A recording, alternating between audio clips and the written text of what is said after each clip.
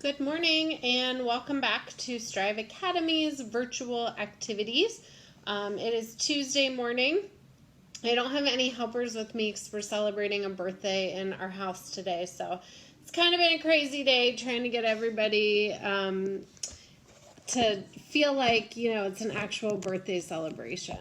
But we're working on it. I think that's something that we're all dealing with from home is trying to have happy moments like that and not feel like everything's so crazy. But we are super excited to be bringing you more activities this week. This one, so I already had my kids do this and they went way over the top. It took them, they spent about 4 to 5 hours on it. So I hope that works out for you too. I hope that your kids are really into this. And that at some point when you do this, they can spend hours and hours on this and hopefully leave you alone.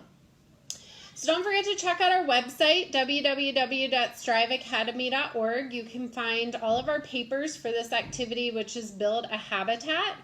You can also find under virtual STEAM activities all of our old videos, so check those out. If you missed some, you can do them at your leisure whenever you want to do them. There's also a list of materials for each and directions if you maybe don't want to watch the whole video, so make sure to check that out. But today we're going to be building a habitat, and the goal of this is to pick some kind of stuffed animal, this is what my kids picked, or a figurine, or could be anything, and have them build a habitat. And that's how I approached it with my own kids. They kind of took a more creative approach and made like a mansion for their animals, and that's totally fine. So whatever works, whatever direction your kids want to take this, we love the creativity. So what I had for my kids is some cardboard. So we have a lot of spring birthdays in our house, so we've been ordering a lot of stuff on Amazon to get everyone birthday gifts. So I just cut up the cardboard into small pieces for them. Scissors, which I had to help my youngest with, and that might be the only thing that you have to do. We used masking tape. They used all of my masking tape. I had to order more, so some kind of tape. And then really anything else that you have to build with. So maybe straws, popsicle sticks. My kids had fabric pieces from a tie quilt that they had made, and I'll show you in a few minutes how they used it. Markers, colored pencils, anything to make it decorative. If you don't have cardboard, you can use Legos or Play-Doh or building blocks or anything that you have. So on our paper, the first thing that they're going to fill in is the title of the experiment, and today it's Build a Habitat. For their hypothesis, they're going to just make a list of what their habitat needs for their animal. Now here's where they can get creative. They might want to make a habitat for a tiger, and they can get online and they can Google a tiger's habitat and list some stuff that they find. They might want to go the route my kids did, which was build a huge mansion. And I'll show you in a few minutes. And they might just want to list what they want it to have. So my kids wanted it to have 3 bedrooms and a bathroom and a deck and, whatever they want it to have. And then number 3 is sketch a design of the habitat. So it's important, especially to not use all of your materials at once, that they go in and just give a little sketch of what they think it'll look like. Their finished product will probably look different. But just so they don't go into it blindly and have to throw stuff away. Okay, and then they're going to build. And like I said, I threw this out to my kids over the weekend and just said, hey, can you guys build some habitats so I can use them in the video this week? And they spent all day on Saturday building. It was fantastic. This is one example out of, we had 3 or 4 things that they built. I mean, it's this big. If you look inside, they have beds and pillows and a kitchen with a stove, and they made silverware and food. So way more creative than I expected them to be, or than I would have been. So again, if you can just let your kids go with this, it'll probably be the best.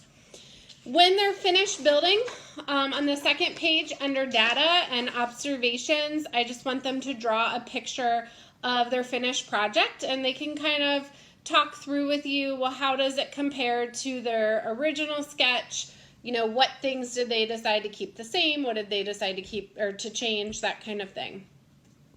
Under results, they're going to just list how each part of their habitat would be helpful or necessary for their animal, or maybe just fun. You know, so why do they need this in their habitat? Why do they need this in their house? And they can either just talk it through or list it, whatever works best for you.